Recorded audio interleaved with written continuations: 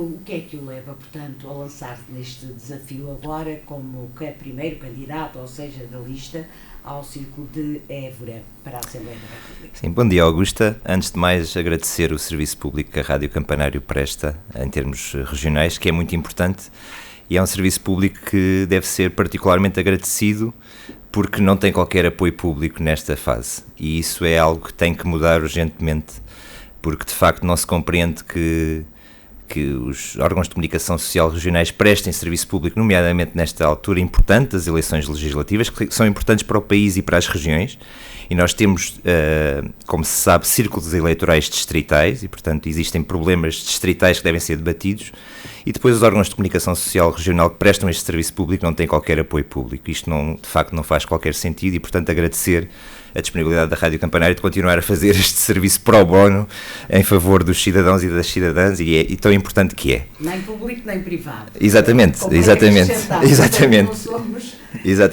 Mas ainda assim os privados podem ou não apoiar. Eu acho que o Estado tem esse dever de apoiar os órgãos de comunicação social regional, não só nesta fase, aliás, mas nesta fase particular em que prestam este serviço importante. Muitas vezes parece que são os programas nacionais que interessam. Portanto, exatamente. E nem sempre é Aquilo que acaba por acontecer é uma concentração grande nos órgãos de comunicação social nacionais, que naturalmente se focam nas grandes questões nacionais, mas de facto existem questões regionais que devem ser debatidas, e isso é importante.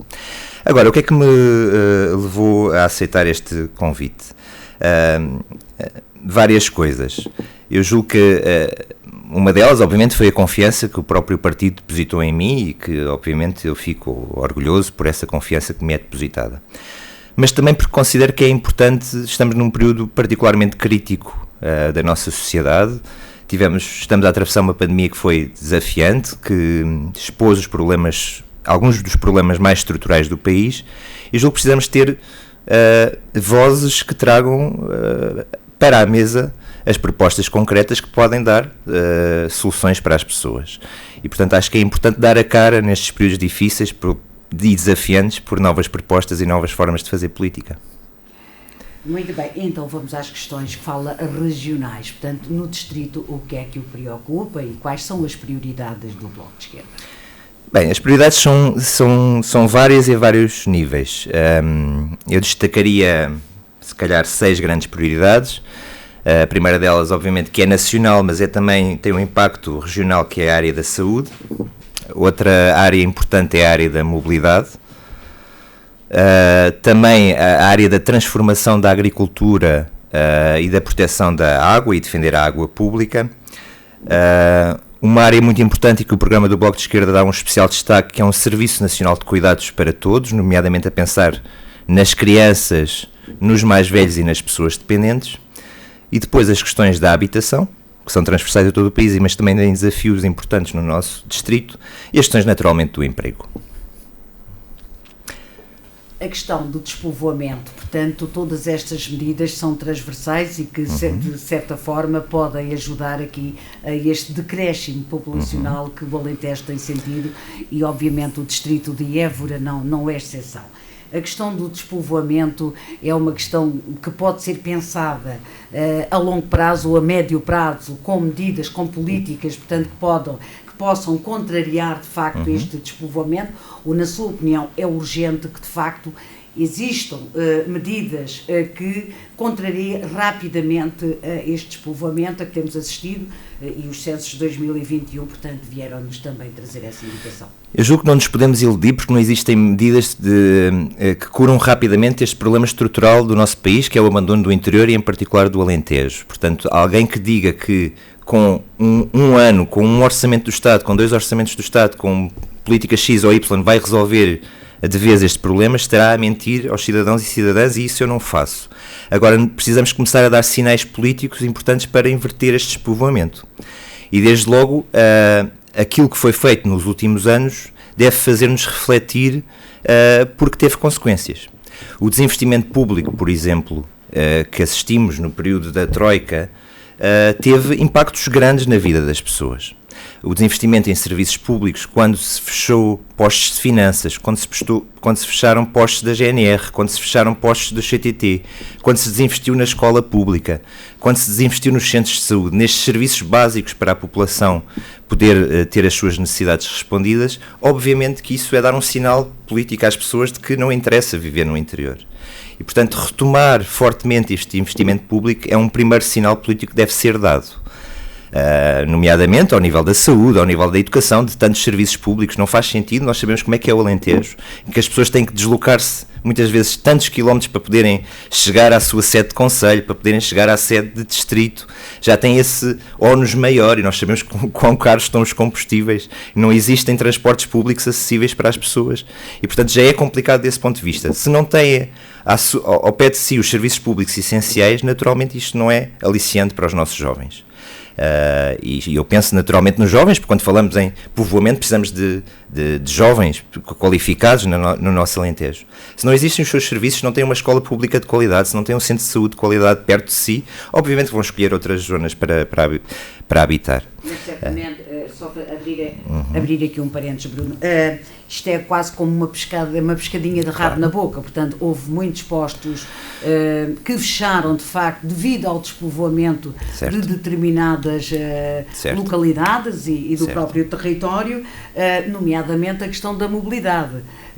Já muitos dos candidatos aqui falaram de facto desta dificuldade das pessoas se movimentarem, mas também se deve, cá está, ao facto desse despovoamento e para a empresa muitas vezes que faziam estes circuitos não terem a rentabilidade. Muitas vezes havia autocarros, não sei se ainda existem, mas sei que na altura em que muitos circuitos foram cancelados devido à falta, pouco uso. Havia autocarros de 50 pessoas que transportavam muitas vezes uma pessoa ou duas durante essas viagens, portanto, e é neste contexto que é por isso é que é importante, que quando falamos de serviços públicos básicos, seja de saúde, seja de outros serviços públicos, finanças, postos de CTT, a GNR, quando falamos dessas questões, é importante que não olhemos de um ponto de vista financeiro, ou seja, não podemos.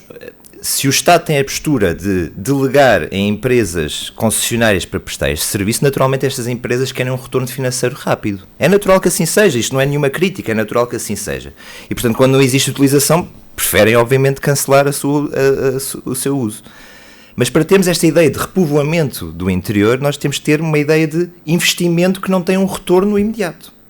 Nós não podemos continuar a suprimir serviços públicos porque têm pouco uso e que cada vez vão ter menos uso porque cada vez vamos ter menos pessoas. E, portanto, esse investimento que não tem um retorno rápido é essencial para repovoar o Alentejo. Na sua opinião, é necessário que se voltem a abrir, portanto, muitos destes serviços que fecharam?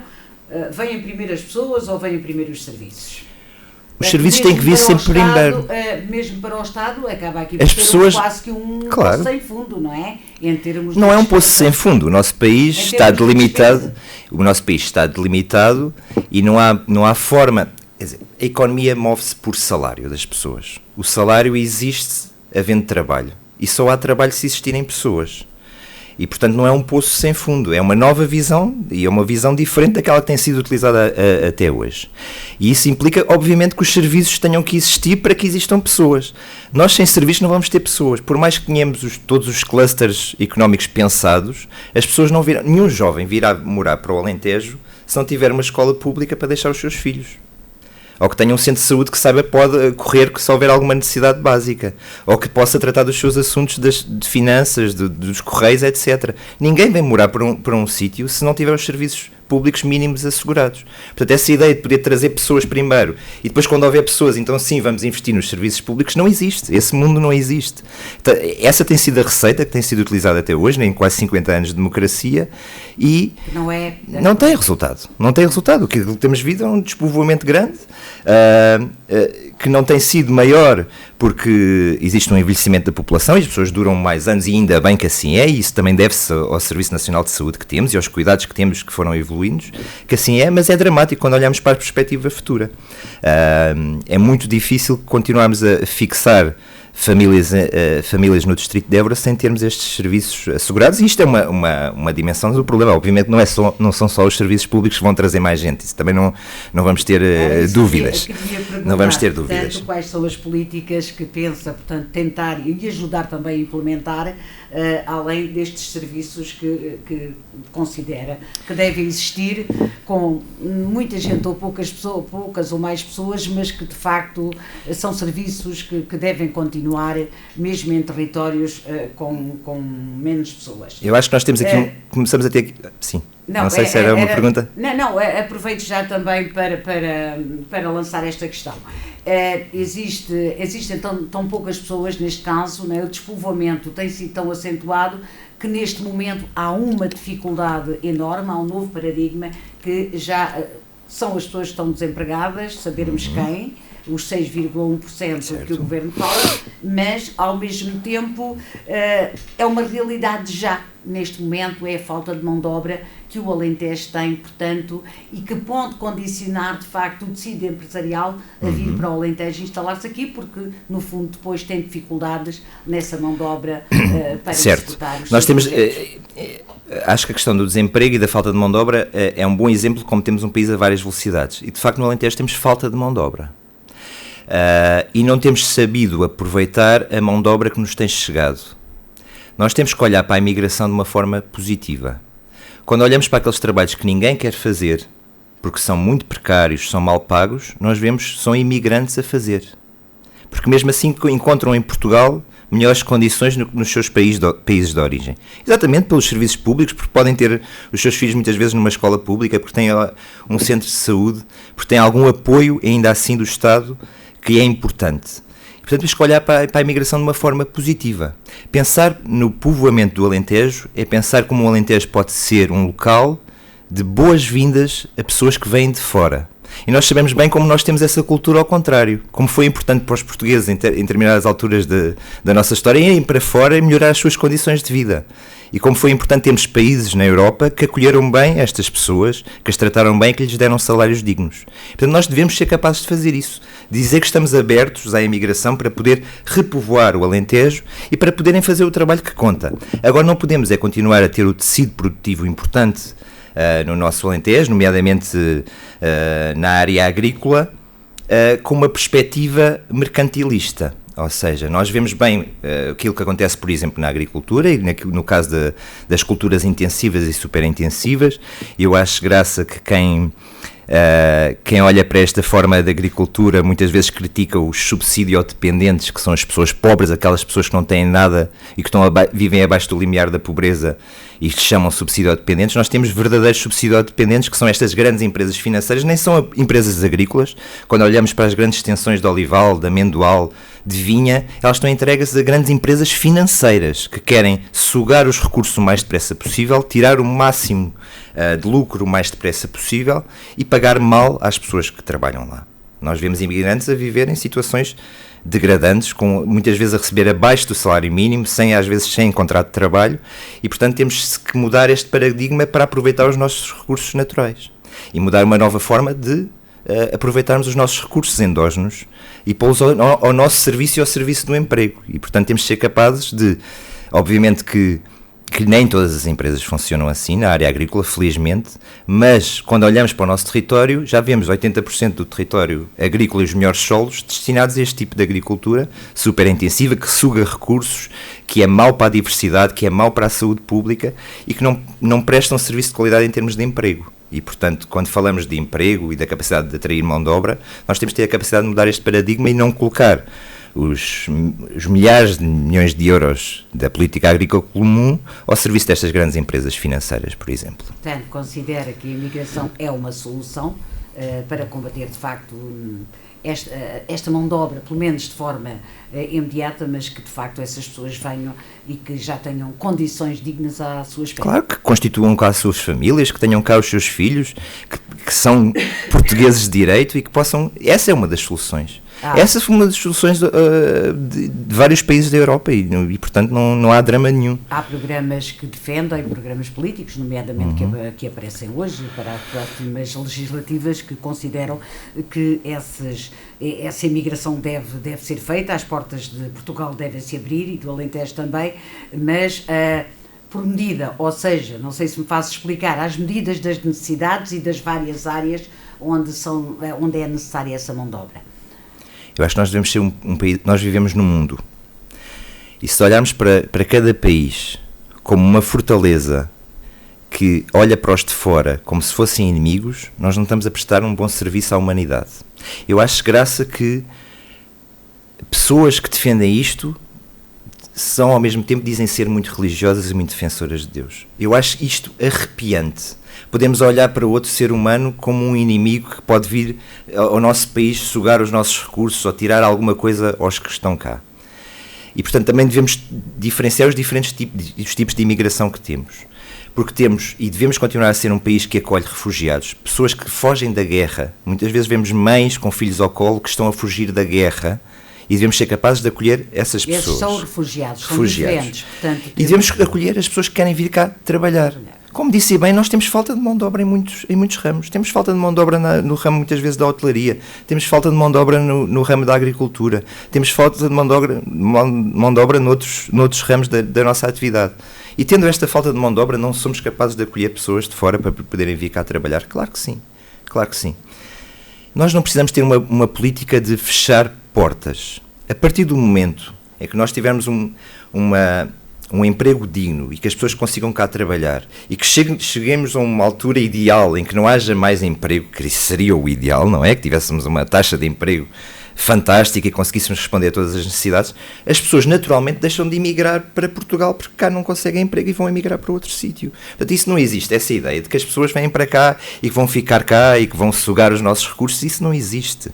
E, portanto, naturalmente, a própria dinâmica da economia regula os fluxos de imigração. Nós não precisamos de meter esse medo às pessoas. Eu acho incrível, temos 50 anos já de democracia, já passou esse tempo de um racismo retrógrado e da ideia de olhar para outro ser humano como totalmente diferente e que nos vem enfrentar, e acho que devemos ter uma visão mais humanista da nossa sociedade. Isso é o mais importante. Dr. Bruno Martins já referiu aqui, portanto, de certa forma elogia o Serviço Nacional de Saúde que temos, porque os nossos idosos, as pessoas vivem mais tempo devido de facto aos cuidados do Serviço Nacional de Saúde, porém, na sua opinião, portanto, se há uma das prioridades do Bloco de Esquerda, ainda há muita coisa para ser feita. Há muita coisa a ser feita.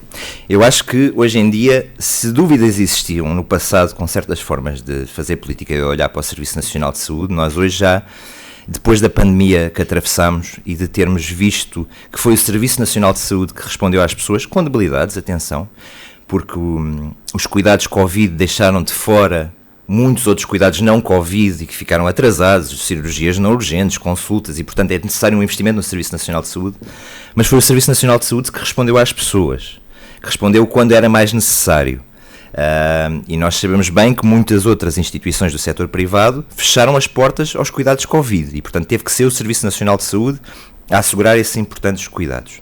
Mas é preciso um investimento maior e é preciso uma nova forma de olhar para a saúde. E nós não precisamos de um orçamento muito maior para a saúde, como se pode achar. Achar que nós temos que a aposta no Serviço Nacional de Saúde implica uma fatia maior do orçamento de Estado para a saúde é uma mentira. Aquilo que nós temos hoje é uma desigualdade naquilo que é a fatia do orçamento do Estado para a saúde, que é canalizada em parte para o Serviço Nacional de Saúde e outra parte para o setor privado, para contratualizar aquilo que não é feito pelo Serviço Nacional de Saúde. E mesmo aquilo que é feito no Serviço Nacional de Saúde é muitas vezes mal gasto o dinheiro. Eu dou exemplo, por exemplo, dos médicos especialistas que estão em falta no nosso hospital de Évora, que dá resposta a todo o distrito. Quando falamos da área da pediatria, da obstetrícia, da urgência, o hospital vê-se obrigado a pagar à hora a médicos que são contratados em empresas de trabalho temporário e que são pagos à hora ao dobro ou ao triplo dos médicos do quadro.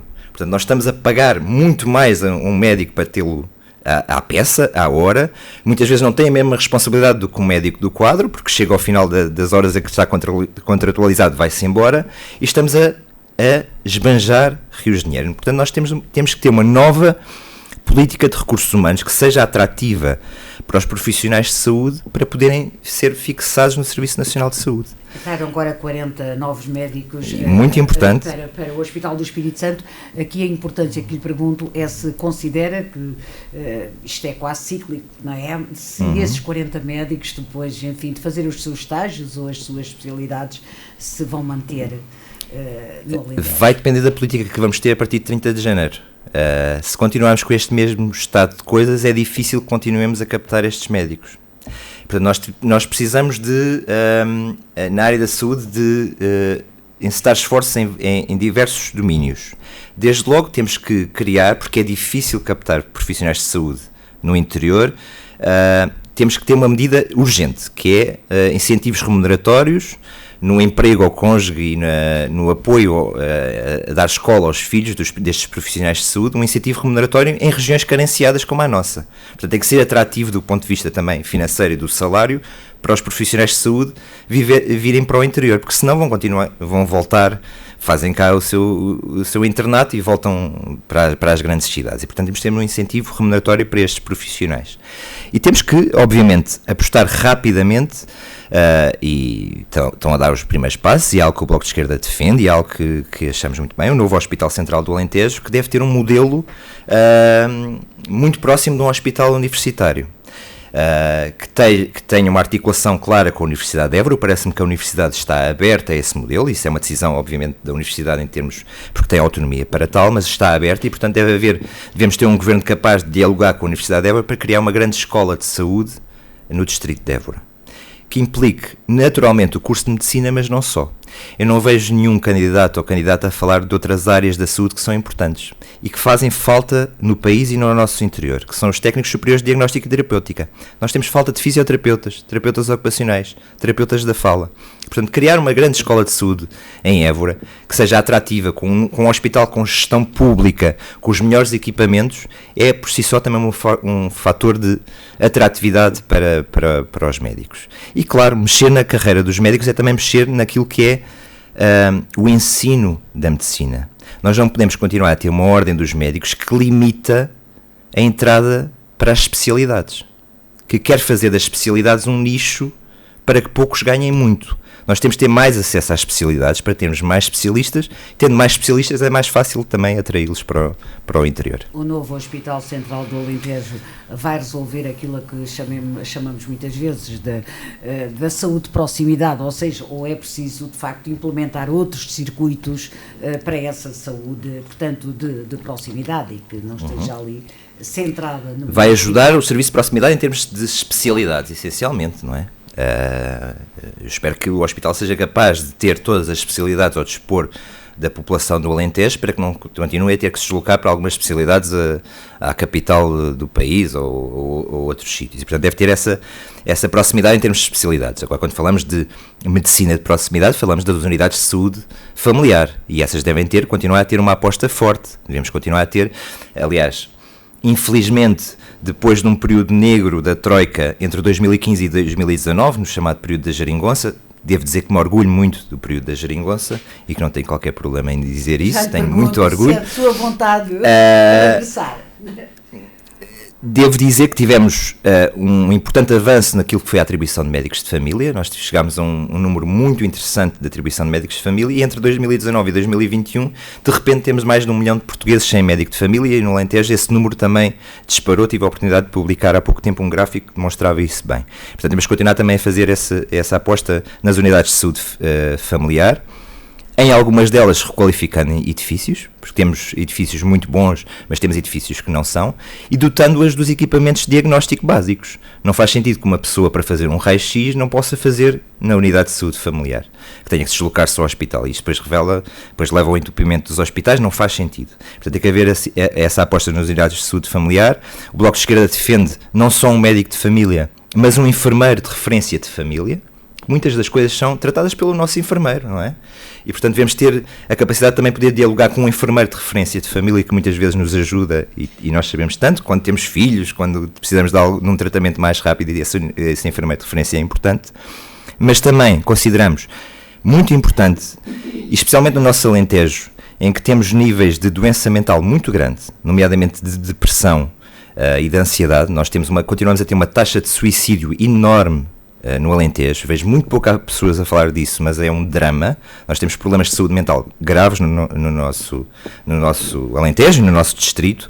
Precisamos de dotar os centros de saúde de gabinetes de prevenção e tratamento de depressão e ansiedade, dotando também todas as unidades de saúde e familiar de psicólogos e psicoterapeutas. Até porque é a sua área, certamente. Exatamente. E é uma área especialmente cara, que tem conhecimento especial.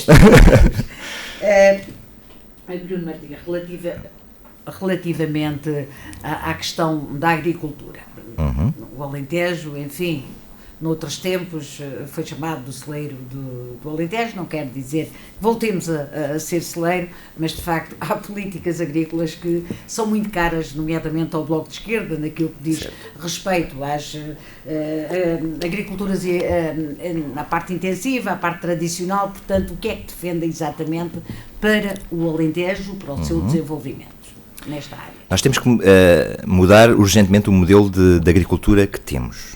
Como disse há pouco, não faz qualquer sentido. Este modelo de agricultura que temos neste momento, em grande parte dos nossos solos, nos solos mais produtivos do Alentejo, que é um modelo extrativista, intensivo, super intensivo, não tem servido a população do Alentejo e não tem servido o país. Mas porquê é que diz que não tem servido? Em termos ambientais, em termos... Não tem servido em quase nenhum dos domínios, ou seja, o valor acrescentado pouco fica para a região. Nós vimos há pouco tempo pessoas muito exaltadas porque os lagares já não acolhiam mais azeitona. Pois claro que não acolhem, nós estamos a superproduzir desnecessariamente alguns... Mas isso aí deve haver, portanto, com o escoamento da parte do bagaço e de...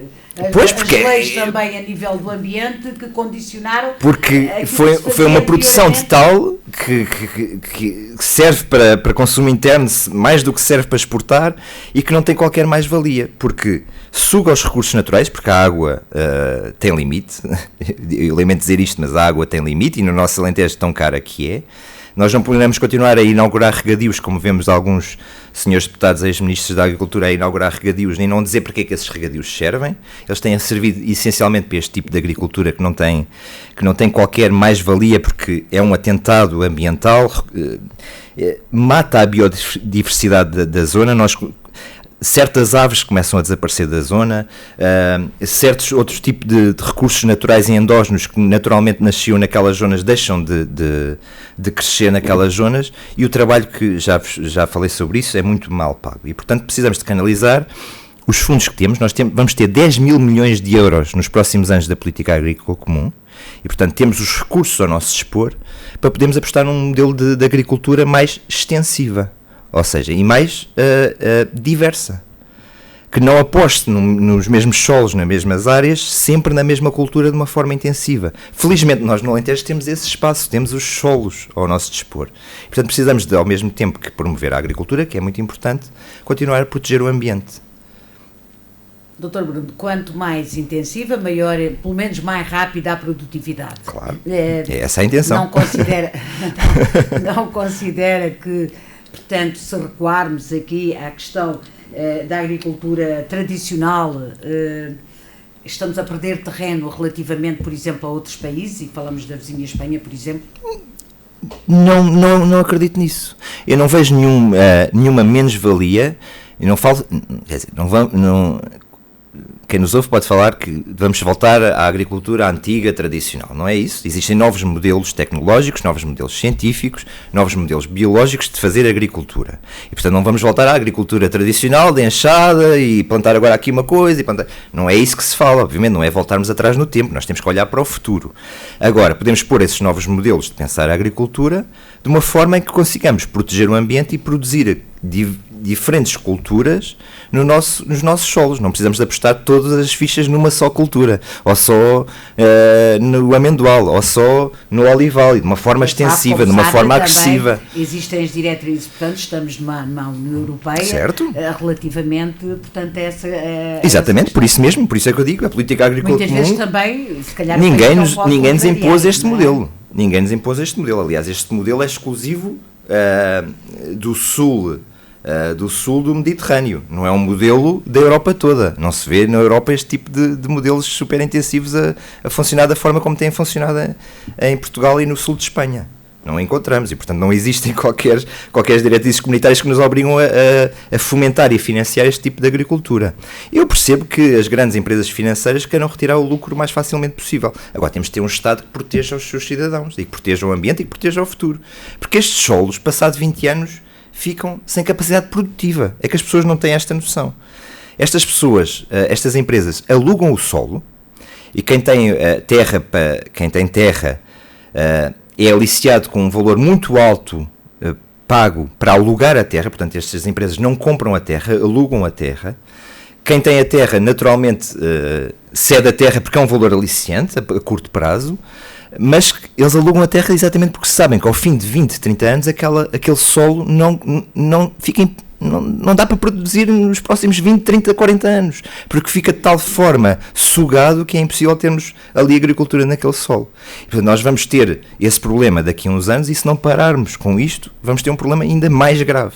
E, portanto, temos que pensar numa nova forma de termos a nossa agricultura.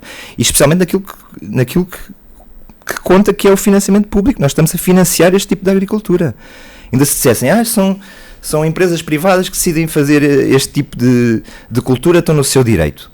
Mas não, nós estamos a financiar. O Ministério da Agricultura está a financiar este tipo de agricultura. É o dinheiro de todos nós, é o dinheiro dos contribuintes que está a financiar este tipo de agricultura. Não nos iludamos.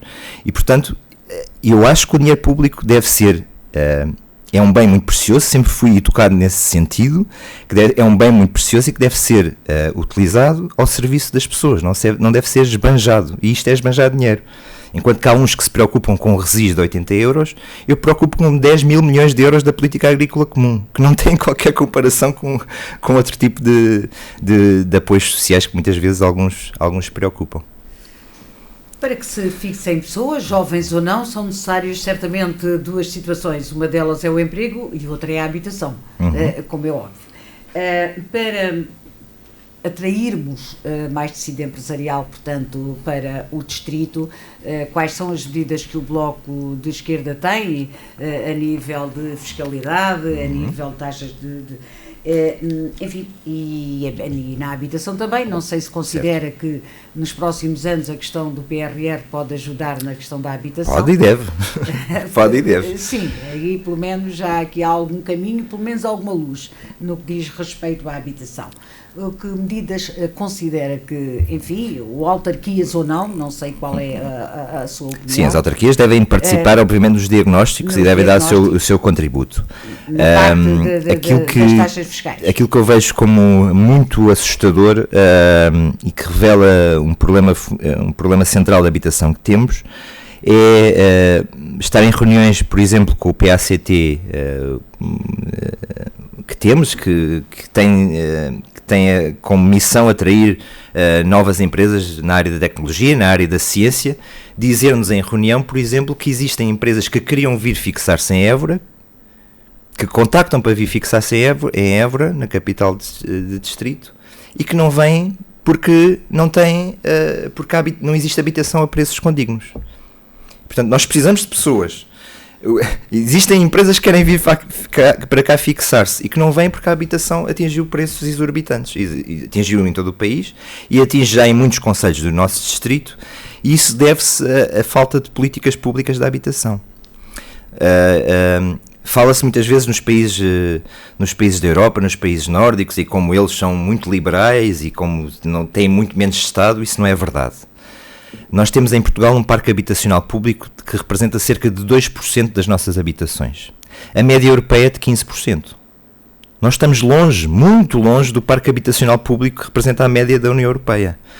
E isto acontece por alguma razão. E, portanto, por alguns dogmas e por alguns fantasmas do passado que é tudo público, não tem que ser tudo público, mas precisamos ter um Estado que é capaz de dar um choque ao mercado, desde logo criando um parque habitacional público, e é por isso que o Bloco de Esquerda defende no seu programa as 100 mil novas casas por todo o país, de parque habitacional público, a sua grande maioria de requalificação de espaço público, porque não temos falta propriamente de casas, temos muitas casas degradadas, e nós olhamos para à nossa volta, em todos os concelhos, muitas casas degradadas. Precisamos de requalificar o parque habitacional que já existe e colocá-lo ao serviço da população, com rendas acessíveis, e naturalmente o mercado privado acabará por descer as suas rendas, porque este choque no mercado, havendo uma concorrência, a tal concorrência saudável do setor público, fará com que os preços das rendas diminuam. Por outro lado, existe esta possibilidade de haver um parque habitacional público com rendas a preços controlados, para os nossos jovens se fixarem, para as nossas famílias, para poderem ter uma habitação que possam pagar. Não faz sentido que mais de 70%, em muitos casos, do ordenado das pessoas seja para a habitação. E que depois o resto seja para a alimentação e que não tenham mais nada para viver. E, portanto, a habitação é muito importante, este parque habitacional público, para dar este choque no mercado, para resolver algumas das carências habitacionais mais graves, é muito importante colocar ao serviço. E, por outro lado, em termos de emprego, o Bloco de Esquerda defende não só a subida do salário mínimo. Nós temos um problema, obviamente estamos ainda distantes de todos os países da Europa ao nível do salário mínimo, mas com a subida importante do salário mínimo que aconteceu nos últimos anos, e que é importante e que deve continuar a acontecer, está a acontecer um fenómeno que não pode acontecer, que é termos um salário médio cada vez mais colado ao salário mínimo. Nós temos um salário médio quase colado já ao salário mínimo, porque o salário mínimo tem aumentado, mas os outros salários não têm aumentado. Portanto, o salário médio em Portugal é pouco mais de 1.000 euros. Portanto, aquilo que o Bloco propõe, não tanto a subida do salário mínimo, mas a subida Nós temos que subir do o salário médio. Exatamente. Obviamente, nenhum Estado pode decretar a subida do salário médio. Agora, pode fazer alteração, nomeadamente à legislação laboral, para que algumas empresas, e nós sabemos que são as grandes empresas que naturalmente têm mais dificuldade em pagar dignamente aos trabalhadores. O grande tecido empresarial português são pequenas e médias empresas, e são essas que normalmente protegem mais os direitos dos trabalhadores, não é? Que são aquelas que fazem um esforço para que os seus trabalhadores se mantenham e que são um grande tecido importante no nosso país. Mas temos grandes empresas a abusar dos trabalhadores porque a lei lhes permite fazer esse abuso e, portanto, fazem tudo legal. Porque agora, desde a Troika, e porque o Partido Socialista não quis alterar isso, é mais fácil despedir, porque é mais barato despedir. Se antes cada trabalhador que era despedido tinha direito a 1 mês por cada ano de trabalho, agora tem direito a 12 dias por cada ano de trabalho. Portanto, é barato despedir em Portugal. Quando se cortam quando se cortam férias, quando se alarga o período experimental, levando algumas empresas a abusar dos períodos experimentais, sucessivamente, quando uma pessoa agora está 6 meses num período experimental, portanto está 6 meses da sua vida na corda bamba. Portanto, temos que alterar a legislação laboral para dar mais proteção aos trabalhadores e para que não existam abusos. Naturalmente, deve haver um exemplo do Estado ao nível daquilo que são os salários da função pública. Houve agora um pequeno aumento, mas continua a ser abaixo do valor da inflação, portanto os funcionários públicos continuam a perder dinheiro. Quem vai ao supermercado todos os dias, todas as semanas, e eu vou ao supermercado todas as semanas, nota bem a diferença do preço das coisas. Nota! Portanto, a inflação está a subir de forma grande em Portugal, o salário está-se a manter e, portanto, estamos a perder poder de compra, e não há economia sem salário. Não vamos ter esta expectativa, como dizem alguns partidos de direita, que diminuindo o IRC se vai resolver tudo. Não se vai resolver, porque não existindo consumo, as empresas não conseguem produzir. E para haver consumo tem que haver mais salário. Isso é assim que a economia funciona. Nós chegamos aos impostos, não conseguimos já, estamos mesmo em cima do nosso tempo. Dr. Bruno Martins, no próximo dia 30 de janeiro. Há pouco falou da gerigonça, de que muito se orgulha, gostava que ela regressasse. Eu gostava que existisse um acordo em Portugal. Não propriamente no mesmo formato, mas eu António Costa já veio dizer que há bocado falava estava um bocado pois certo. O António, julgo que felizmente no dia 30 de janeiro o voto de cada cidadão e cidadã vale tanto como o voto de António Costa ou de qualquer outra pessoa, ou como o meu voto. E portanto será a força dos votos e eu espero que seja a força dos votos à esquerda que vai determinar a solução para o país e que vai empurrar os governantes e as pessoas que tomam decisões para ouvirem os seus cidadãos e tomarem decisões. Eu avalio muito positivamente a chamada geringonça. Foi importante ter um acordo escrito, estável, com metas concretas para o país. A partir do próximo dia 30. Eu acredito que é possível, se existir força à esquerda, porque os debates nacionais demonstraram bem que é à esquerda que existe programa concreto, que seja possível haver um acordo estável que salve o Serviço Nacional de Saúde, que aposte na escola pública, que dê justiça às pensões. Não tivemos tempo de falar das pensões e tão importantes que elas são, porque quem trabalhou toda uma vida merece dignidade, e que permite alterações à legislação laboral para subir o salário médio, que é importante para a economia e para podermos sair desta crise. Portanto, acho possível um acordo estável à esquerda nesse sentido. Assim haja vontade de todos os envolvidos. E, portanto, o Bloco de Esquerda fará a sua parte e consideramos que cada voto no Bloco de Esquerda é um voto nesse acordo estável para salvar o país. Não acredita muito que, não sei, enfim, que o Bloco de Esquerda venha a ser penalizado pelo facto, enfim, o Partido Socialista assim o diz, de ter provocado esta crise ao não ter, portanto, viabilizado o Partido Socialista. Aliás, já há 2 orçamentos neste caso. Exatamente, o Bloco de Esquerda não chumbou só este orçamento. O Bloco de Esquerda sempre se moveu e sempre considerou que os orçamentos são instrumentos concretos para mudar a vida das pessoas, não são reféns de anúncios de crises políticas. O Partido Socialista tomou a sua decisão.